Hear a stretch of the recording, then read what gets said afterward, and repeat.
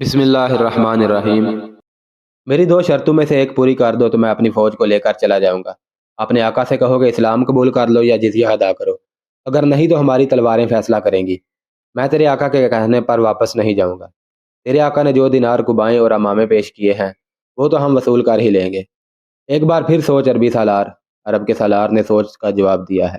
خالد بن ولید نے کہا، جا اپنے آقا تک میرا جواب پہنچا دے۔ بوڑھے پادری نے رومی سالار وردان کو خالد بن ولید کا جواب دیا۔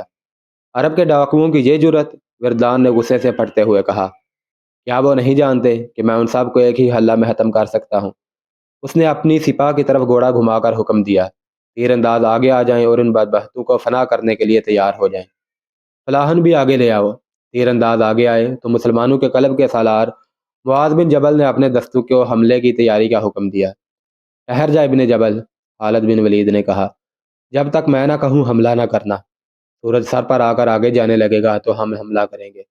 ابن ولید، معاذ بن جبل نے کہا، کیا تو نہیں دیکھ رہا کہ ان کی کمانیں ہم سے اچھی اور بڑی ہیں جو بہت دور تک تیر پھینک سکتی ہیں؟ وہ ہمارے تیر اندازوں کی زد سے دور ہیں۔ میں ان تیر اندازوں پر حملہ کر کے انہیں بیکار کرنا چاہتا ہوں۔ ان کے فلاحن دیکھو، یہ پتھر برسائیں گے۔ رومی ترتیب میں کھڑے ہیں۔ خالد بن ولید رضی اللہ تعالیٰ عنہ نے کہا، ہم نے حملے میں پہل کی تو ہمیں پسپا ہونا پڑے گا۔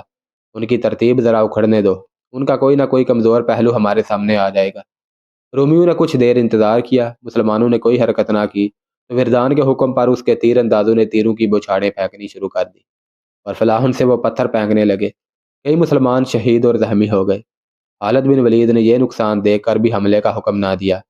رومی تیر اندازوں کو تیروں سے مؤثر جواب نہیں دیا جا سکتا تھا، کیونکہ مسلمانوں کی کمانیں نسبتاً چھوٹی ہونے کی وجہ سے دور تک تیر نہیں پھینک سکتی تھی۔ ادھر سے تیر اور پتھر آتے رہے۔ تب مسلمانوں میں ہیجان اور اضطراب نظر آنے لگا۔ وہ حملہ کرنا چاہتے تھے لیکن انہیں حکم نہیں مل رہا تھا۔ سالار درار بن ازور دوڑے دوڑے خالد بن ولید رضی اللہ تعالیٰ عنہ کے پاس گئے۔ ابن ولید، درار نے خالد بن ولید سے کہا، تو کیا سوچ رہا ہے؟ کیا تو دشمن کو یہ بتانا چاہتا ہے کہ ہم اس سے ڈر گئے ہیں؟ اگر اللہ ہمارے ساتھ ہے تو مت سوچ، حملے کا حکم دے۔ خالد بن ولید کے ہونٹوں پر مسکراہٹ آ گئی۔ یہ اطمینان اور سکون کی مسکراہٹ تھی۔ ان کے سالار اور سپاہی پسپائی کی بجائے حملے کی اجازت مانگ رہے تھے۔ ابن ازور، خالد بن ولید نے کہا، تو آگے جا کر دشمن کو مقابلے کے لیے للکار سکتا ہے۔ درار نے ذرا اور ہود پہن رکھی تھی۔ ان کے ایک ہاتھ میں چمڑے کی ڈھال اور دوسرے ہاتھ میں تلوار تھی۔ انہوں نے پچھلے ایک مارکے میں یہ ڈھال ایک رومی سے چھینی تھی۔ درار آگے آ گئے تو رومی تیر اندازوں نے اپنے سالار کے حکم سے کمانیں نیچے کر لی۔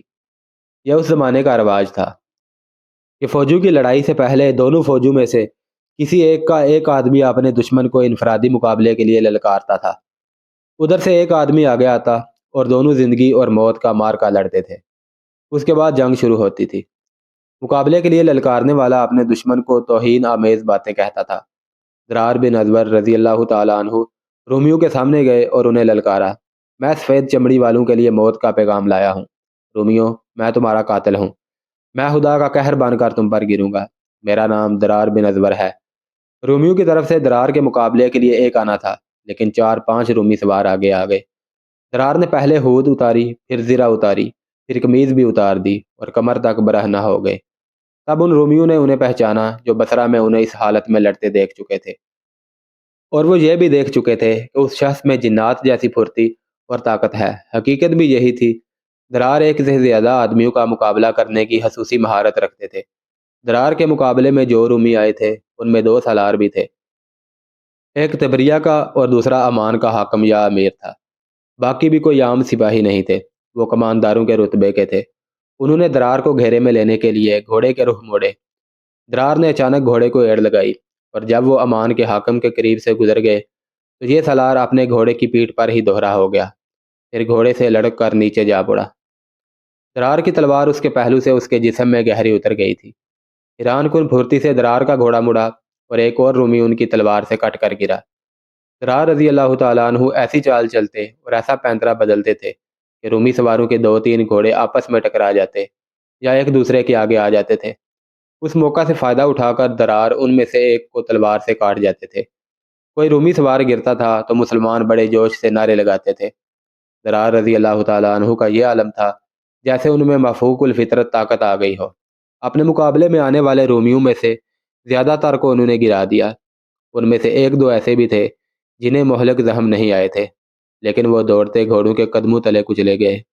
دو رومی سوار بھاگ کر اپنے لشکر میں چلے گئے۔ سرار رضی اللہ تعالیٰ عنہ فاتحانہ انداز سے خون ٹپکاتی تلوار کو لہراتے اور رومیوں کو للکار رہے تھے، میں سفید چمڑی والوں کا قاتل ہوں، رومیوں میری تلوار تمہارے خون کی پیاسی ہے۔ مورخوں واقدی ابن حشام اور طبری نے لکھا ہے کہ 10 رومی سوار گھوڑے دوڑاتے آگے آئے، یہ سب سالاری سے ذرا نیچے کے عہدوں کے رومی تھے۔ خالد بن ولید رضی اللہ تعالیٰ عنہ نے جب 10 سواروں کو آگے آتے دیکھا تو اپنے محافظ دستے میں سے انہوں نے 10 سوار منتخب کیے اور انہیں آگے لے گئے۔ رومی سوار درار کی طرف آ رہے تھے۔ خالد بن ولید رضی اللہ تعالیٰ عنہ نے نعرہ لگایا، خدا کی قسم درار کو اکیلا نہیں چھوڑوں گا۔ اس کے ساتھ انہوں نے اپنے 10 سواروں کو اشارہ کر کے گھوڑے کو ایڑ لگا دی۔ 10 سوار ان کے ساتھ گئے۔ رومی سواروں کی نظریں درار پر لگی ہوئی تھیں۔ خالد اور ان کے سوار رومی سواروں پر جا جھپٹے۔ درار کی تلوار بھی حرکت میں آ گئی۔ رومیوں نے مقابلہ کرنے کی کوشش کی، لیکن خالد بن ولید رضی اللہ تعالیٰ عنہ اور ان کے سواروں کی تیزی اور تندی نے رومیوں کی ایک نہ چلنے دی اور سب کٹ گئے۔ رومی سالاروں نے اسے اپنی بے عزتی سمجھا اور مزید آدمیوں کو انفرادی مقابلوں کے لیے آگے بھیجنے لگے۔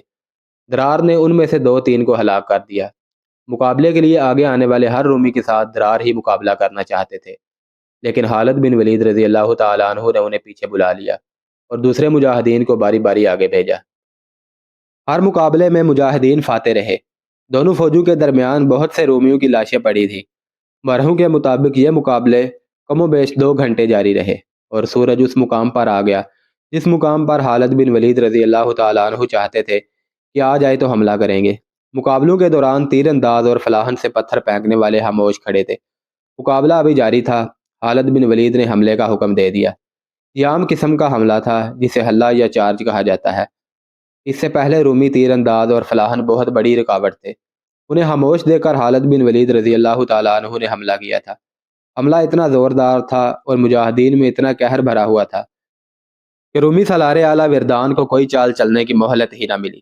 وہ اپنے لشکر کے آگے کھڑا مقابلے دیکھ رہا تھا۔ اس نے پیچھے کو بھاگ کر اپنی جان بچائی۔ توقع یہ تھی کہ وردان اپنی تعداد کی افراد کے بل بوتے پر اپنے پہلوؤں کو آگے بڑھا کر خالد بن ولید رضی اللہ تعالیٰ عنہ کے پہلوؤں سے آگے نکلنے اور عقب میں آنے کی کوشش کرے گا، لیکن اسے اتنا ہوش ہی نہیں تھا۔ اس نے اپنے لشکر کو پھیلانے کی بجائے اس کی گہرائی زیادہ کر دی تھی، یعنی دستوں کے پیچھے دستے رکھے تھے۔ اس کی یہ ترتیب بڑی اچھی تھی، لیکن خالد بن ولید رضی اللہ تعالیٰ عنہ کی چال نے اس کی ترتیب کو اس کے لیے ایک مسئلہ بنا دیا۔ مسلمان دستوں نے سامنے سے حملہ کیا تو رومیوں کے اگلے دستے پیچھے ہٹنے لگے۔ پچھلے دستوں کو اور پیچھے ہونا پڑا، پھر ان کی ترتیب گڑمڑ ہو گئی۔ مسلمانوں کو اس سے بہت فائدہ پہنچا۔ یہ بڑا ہی شدید معرکہ تھا اور بڑا ہی خون ریز۔ سورج مغرب کی سمت ڈھل گیا تھا۔ خالد بن ولید نے محسوس کیا کہ مجاہدین تھک گئے ہوں گے۔ انہوں نے مجاہدین کو معرکے سے نکلنے کا حکم دیا۔ ایسے لگا کہ رومی سالار بھی یہی چاہتے تھے۔ انہوں نے اپنے دستوں کو پیچھے ہٹانا بہتر سمجھا۔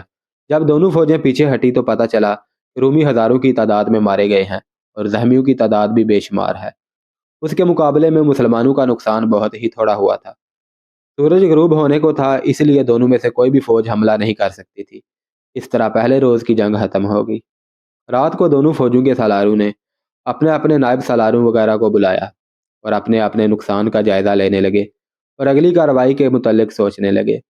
رومیوں کے سالار اعلیٰ وردان کی کانفرنس میں گرما گرمی زیادہ تھی۔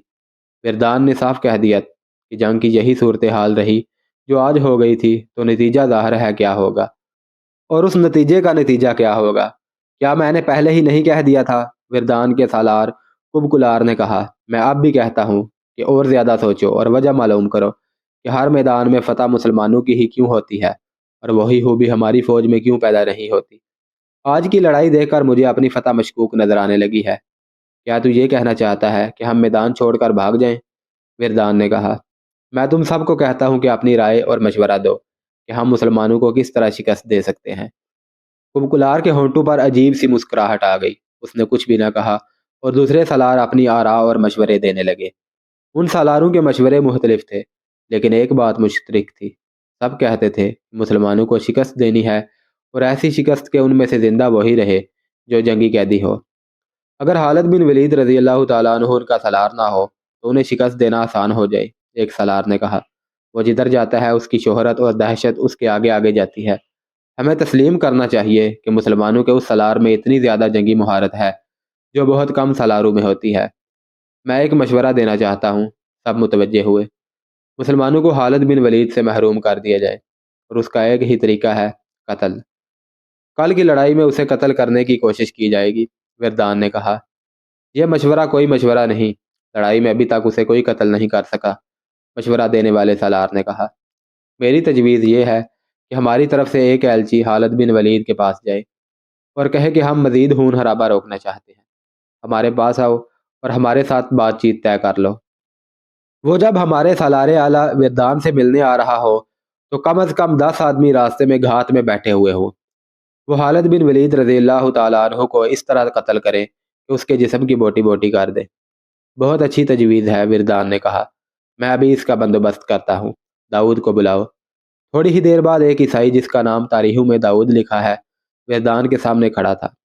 داؤد، وردان نے اس عیسائی عرب سے کہا، ابھی مسلمانوں کی خیمہ گاہ میں جاؤ اور ان کے سپہ سالار خالد بن ولید کو ڈھونڈ کر اسے بتانا کہ میں رومیوں کے سالار کا ایلچی ہوں۔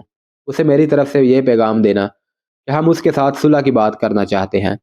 وہ ہمارے پاس کل صبح آئے اور ہمارے ساتھ بات کرے کہ کن شرائط پر صلح ہو سکتی ہے۔ اسے یہ بھی کہنا کہ اس بات چیت میں صرف وہ اور میں اکیلے ہوں گے، ہم دونوں کے ساتھ ایک بھی محافظ نہیں ہوگا۔ داؤد معمولی آدمی نہیں تھا، نہ وہ فوجی تھا، وہ کیسر روم کا ایک طرح کا نمائندہ تھا، اور اس کا رتبہ وردان سے ذرا ہی کم تھا۔ وردان، داؤد نے کہا، میرا خیال ہے کہ تم کیسر روم کے حکم کی خلاف ورزی کر رہے ہو۔ کیا شہنشاہ ہرقل نے یہ حکم نہیں بھیجا تھا کہ مسلمانوں کو تباہ و برباد کر دو؟ میں سمجھ نہیں سکتا کہ تم صلح اور شرائط کی بات کس کے حکم سے کر رہے ہو۔ میں صلح کا پیغام لے کر نہیں جاؤں گا، پھر تمہیں اپنے راز میں شریک کرنا پڑے گا، وردان نے کہا۔ میں مسلمانوں کو تباہ و برباد کرنے کا ایک منصوبہ بنا رہا ہوں۔ میں خالد بن ولید کو صلح کا دھوکہ دے رہا ہوں۔ وہ اگر آ گیا تو مجھ تک اس کی لاش پہنچے گی۔ میں نے راستے میں اس کے قتل کا انتظام کر رکھا ہے۔ اگر یہ کام کرنا ہے تو میں تمہارے ساتھ ہوں، داؤد نے کہا۔ میں ابھی جاتا ہوں۔ داؤد مسلمانوں کے کیمپ میں چلا گیا۔ ہر طرف چھوٹی بڑی مشعلیں جل رہی تھیں۔ داؤد نے اپنا تعارف کرایا کہ وہ رومیوں کا ایلچی ہے اور ان کے سپہ سالار کے لیے پیغام لایا ہے۔ اسے اسی وقت خالد بن ولید رضی اللہ تعالیٰ عنہ کے خیمے تک پہنچا دیا گیا۔ داؤد آداب بجا لایا اور اپنا تعارف کرا کے وردان کا پیغام دیا۔ خیمے میں مشعلوں کی روشنی تھی۔ خالد بن ولید نے داؤد سے اتنا بھی نہ کہا کہ وہ بیٹھ جائے۔ وہ خالد بن ولید کے سامنے کھڑا رہا۔ خالد بن ولید آہستہ آہستہ اٹھے اور اس کے تھوڑا اور قریب چلے گئے۔ ان کی نظریں داؤد کی آنکھوں میں گڑ گئی تھیں۔ انہوں نے داؤد سے کچھ بھی نہ کہا اور اس کی آنکھوں میں آنکھیں ڈالے دیکھتے رہے۔ خالد بن ولید دراز قد اور قوی ہیکل تھے۔ ان کے شخصیت کا پرتو ان کی آنکھوں کی چمک میں تھا۔ اس دور کی تحریروں سے پتہ چلتا ہے کہ خالد بن ولید رضی اللہ تعالیٰ عنہ کی آنکھوں کا سامنا کوئی مضبوط دل گردے والا ہی کر سکتا تھا۔ یہ ایمان کا جلال تھا اور آنکھوں کی اس چمک میں عشق رسول صلی اللہ علیہ وسلم رچا بسا تھا۔ اس کے علاوہ خالد بن ولید شام کے علاقے میں خوف و ہراس کا ایک نام بن گیا تھا۔ خالد بن ولید داؤد کو دیکھے جا رہے تھے۔ داؤد کا ضمیر مجرمانہ تھا۔ وہ خالد بن ولید کی نظروں کی تاب نہ لا سکا۔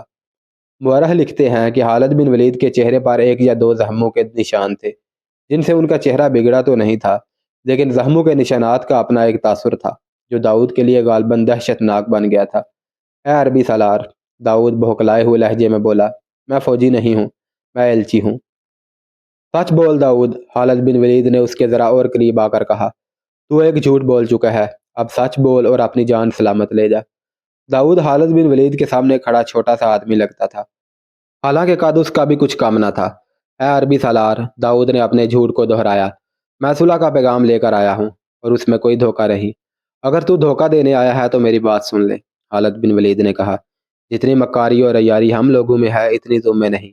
مکر و فریب میں ہمیں کوئی بات نہیں دے سکتا۔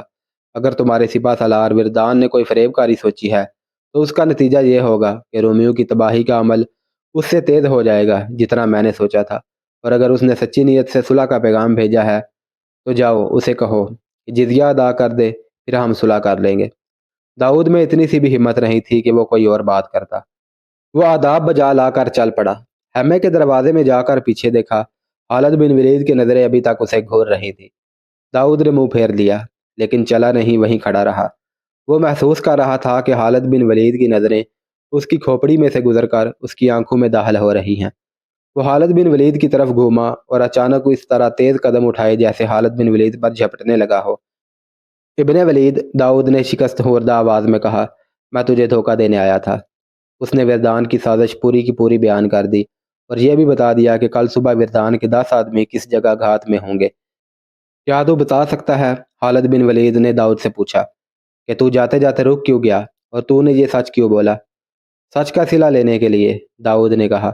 مجھے نقد انعام کی ضرورت نہیں۔ جس فوج کے سالار کی نظریں انسانوں کے جسموں میں برچھی کی طرح اتر جانے والی ہوں، اس فوج کو کوئی طاقت شکست نہیں دے سکتی۔ اے عربی سالار، میرا تجربہ اور میری عقل بتاتی ہے کہ فتح تیری ہوگی۔ میں صرف اتنا صلہ مانگتا ہوں کہ جب تو ہماری بستیوں پر قبضہ کر لے تو میرے خاندان پر رحم کرنا اور ان کی عزت کا اور ان کی جان و مال کا خیال رکھنا۔ اس نے بتایا کہ اس کا خاندان کون سی بستی میں رہتا ہے۔ خالد بن ولید نے داؤد کو رخصت کر دیا۔ داؤد نے واپس جا کر وردان کو بتایا کہ وہ خالد بن ولید کو پیغام دے کر آ گیا ہے اور خالد بن ولید مقررہ وقت پر اکیلے آئیں گے۔ داؤد نے خالد بن ولید کی شخصیت سے ایسا تاثر لیا تھا کہ اس نے اپنے آپ کو یقین دلایا تھا کہ رومی ہاریں گے اور فتح مسلمانوں کی ہوگی۔ اس نے اپنی فوج کے سالار اعلیٰ سے جھوٹ بولا کہ خالد بن ولید مقررہ وقت پر آ جائیں گے۔ صبح طلوع ہوئی، ابو عبیدہ بن جراح خالد بن ولید کے پاس آئے۔ خالد بن ولید نے انہیں رومی سالار وردان کی سازش بتائی۔ وہ 10 رومی مجھے قتل کرنے کے لیے گھات میں پہنچ چکے ہوں گے۔ خالد بن ولید نے کہا، میں چاہتا ہوں کہ اکیلا جا کر ان 10 آدمیوں کو ختم کر دوں، بڑا اچھا شکار ہے۔ نہیں ابن ولید، ابو عبیدہ نے کہا، یہ تیرا کام نہیں۔ 10 آدمیوں کے مقابلے میں تو قتل یا زخمی ہو سکتا ہے۔ تو بڑا قیمتی آدمی ہے، جو کر 10 آدمی ایسے چن لے جو بہت ہی بہادر ہوں، انہیں وہ جگہ بتا کر بھیج دے۔ خالد بن ولید نے 10 مجاہدین منتخب کیے اور انہیں بتایا کہ کہاں کہاں جانا اور کیا کرنا ہے۔ ان میں درار بن ازور بھی تھے۔ انہیں ان 10 آدمیوں کا کماندار مقرر کیا گیا۔ مشہور مورخ واقدی نے یہ واقعہ ذرا مختلف بیان کیا ہے۔ وہ لکھتا ہے کہ طے یہ پایا تھا کہ خالد بن ولید اور وردان کی ملاقات ہوگی۔ وردان خالد بن ولید کو دبوچ لے گا اور اس کی پکار پر اس کے 10 رومی گھات سے نکل کر خالد بن ولید کو قتل کر دیں گے۔ 3 اور مورخوں نے بھی یہ واقعہ اسی طرح بیان کیا ہے۔ وردان نے اپنے 10 آدمی رات کے آخری پہر کی تاریکی میں گھات لگانے کے لیے بھیج دیے تھے۔ خالد بن ولید نے اپنے 10 آدمی اسی وقت کے لگ بھگ بھیج دیے۔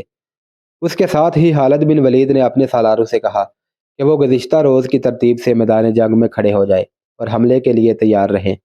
وردان نے مسلمانوں کو جنگی ترتیب میں آتے دیکھ کر جنگی ترتیب میں ہو جانے کا حکم دیا اور صبح طلوع ہوتے ہی وہ شاہانہ جنگی لباس میں اس جگہ چلا گیا جہاں اس نے خالد بن ولید کو ملاقات کے لیے بلایا تھا۔ ادھر سے خالد بن ولید بھی آ گئے اور دونوں ایک دوسرے کے سامنے کھڑے ہو گئے۔ او عرب کے بدو، وردان نے خالد بن ولید رضی اللہ تعالیٰ عنہ سے کہا، تو اور تیرے لوگ عرب میں بھوکے مرتے ہیں اور تو کیسر روم کی شاہی فوج کے مقابلے میں آ گیا ہے۔ او لٹیرے، کیا میں نہیں جانتا کہ تم لوگ وہاں مفلسی کی بدترین زندگی گزارتے ہو؟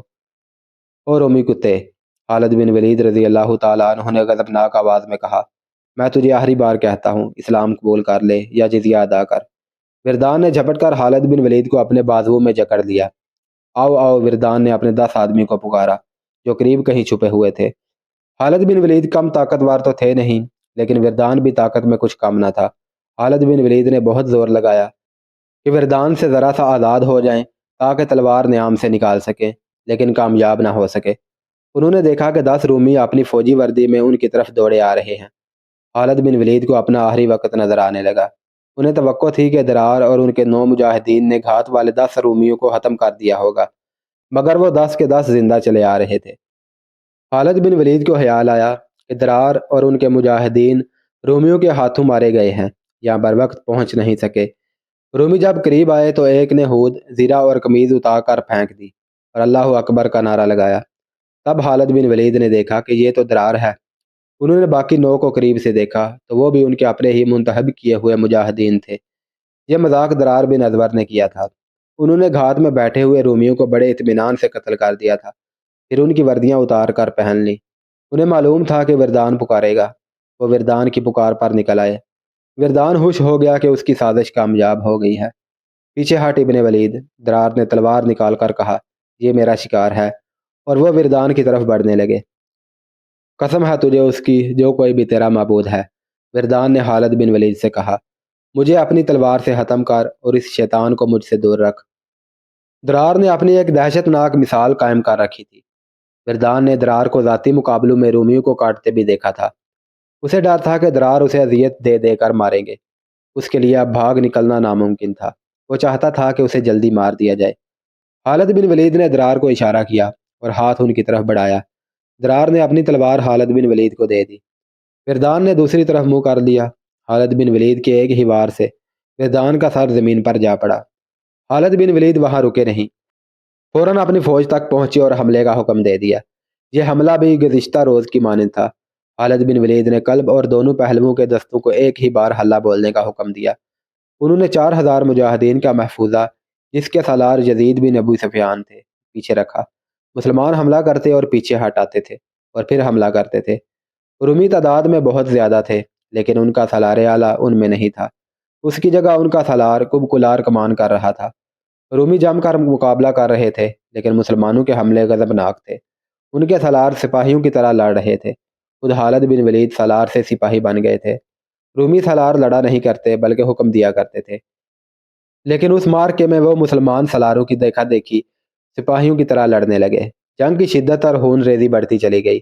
دونوں طرف کوئی چال نہیں چلی جا رہی تھی۔ زیادہ نقصان رومیوں کا ہو رہا تھا۔ ان کا لشکر طے در طے تھا۔ خالد بن ولید نے یہ سوچ کر اتنا شدید حملہ کرایا تھا کہ دشمن کا سالار اعلیٰ مارا جا چکا ہے، اور مجاہدین یہ دیکھ کر تابڑ تاڑ حملے کرتے تھے کہ رومیوں کی تعداد اتنی زیادہ ہے کہ وہ ایک دوسرے میں پھنس کے رہ گئے ہیں۔ خالد بن ولید حملے کا ایک اور مرحلہ شروع کرنا چاہتے تھے، جس کے لیے وہ موزوں موقع دیکھ رہے تھے۔ چند گھنٹوں بعد انہیں یہ موقع ملا۔ دونوں فوجیں تھک گئی تھی۔ رومیوں کو پتہ چل گیا تھا کہ ان کا سالار اعلیٰ ان میں نہیں۔ البتہ دوسرے رومی سالار پورے جوش و خروش سے لڑ بھی رہے تھے اور لڑا بھی رہے تھے۔ خالد بن ولید نے 4000 نفری کے محفوظہ کو، جس کے سالار یزید بن ابی سفیان تھے، دشمن کے قلب پر حملے کا حکم دیا۔ یہ 4000 مجاہدین تازہ دم تھے اور لڑائی میں شریک ہونے کے لیے اتنے بےتاب کہ نعرے لگاتے اور بے قابو ہوتے جا رہے تھے۔ حکم ملتے ہی وہ رکے ہوئے سیلاب کی طرح گئے اور اتنا شدید حملہ کیا کہ رومیوں کی صفوں کے اندر تک چلے گئے۔ مجاہدین کے سالار رومیوں کے سالار کو بکلار کو ڈھونڈ رہے تھے۔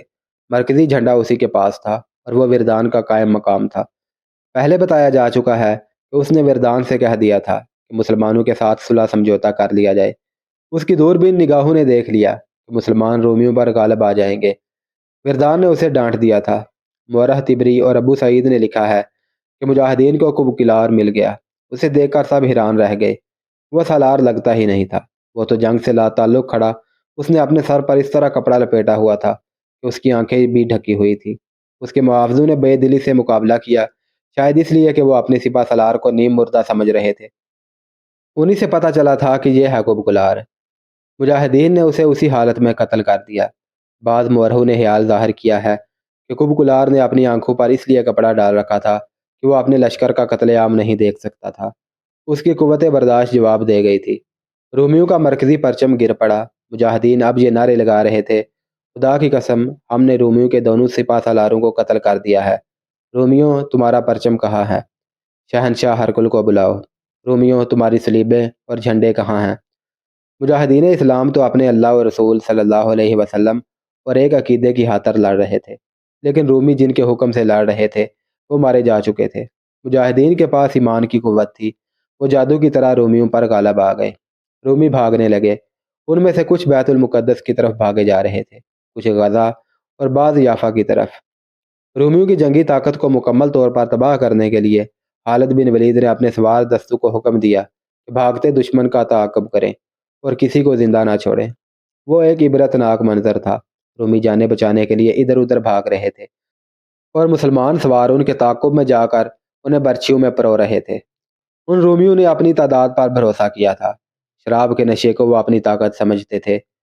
انہوں نے مسلمانوں کو غریب اور نادار سمجھ کر انہیں ایک ایک دینار پیش کیا تھا۔ خالد بن ولید رضی اللہ تعالیٰ عنہ نے انہیں کہا تھا کہ تم سے دینار تو ہم لے ہی لیں گے۔ اب ان رومیوں کو کہیں پناہ نہیں مل رہی تھی۔ ان کا میدان جنگ میں اتنا نقصان نہیں ہوا تھا جتنا میدان جنگ سے بھاگتے ہوئے ہوا تھا۔ ان میں سے خوش قسمت وہ تھے جو بیت المقدس پہنچ گئے اور اس شہر میں داخل ہو گئے تھے۔ یہ قتل عام اس وقت رکا جب سورج غروب ہو گیا اور اندھیرا اتنا کہ سواروں کو اپنے گھوڑوں کے سار نظر نہیں آتے تھے۔ اس وقت خالد بن ولید اپنے خیمے میں تھے۔ انہیں بتایا گیا کہ داؤد نام کا ایک عیسائی عرب ان سے ملنے آیا ہے۔ خالد بن ولید نام سنتے ہی باہر کو دوڑے۔ خدا کی قسم داؤد، خالد بن ولید نے اسے گلے لگا کر بولا، تو نے میری فتح آسان کر دی ہے۔ بندوں کا شکریہ ادا کرنا بھی اعلیٰ اخلاق کی علامت ہوتی ہے۔ کوئی بھی انعام کافی نہیں ہو سکتا جو میں تجھے دوں۔ کہاں ہیں تیرے بیوی بچے؟ کسی نے ان پر ہاتھ تو نہیں اٹھایا؟ نہیں ابن ولید، داؤد نے کہا، میں کوئی انعام لینے نہیں آیا، مجھے انعام مل چکا ہے۔ دیکھ میں زندہ ہوں اور میرا سارا خاندان زندہ ہے۔ اب ایک انعام مجھے یہ دے کہ یہ راز تیرے سینے میں رہے کہ میں نے تیری کچھ مدد کی تھی۔ روم کی شہنشاہی زندہ ہے، ابھی تو اس شہنشاہی میں داخل ہوا ہے، تیرا راز کیسرے روم تک نہیں پہنچے گا۔ خالد بن ولید نے کہا، اور خدا کی قسم تو مال غنیمت کے حصے کا حقدار ہے، میں تجھے حصہ دوں گا اور تو جو مانگے گا دوں گا۔ چند روز بعد مدینہ میں عید جیسی خوشیاں منائی جا رہی تھی۔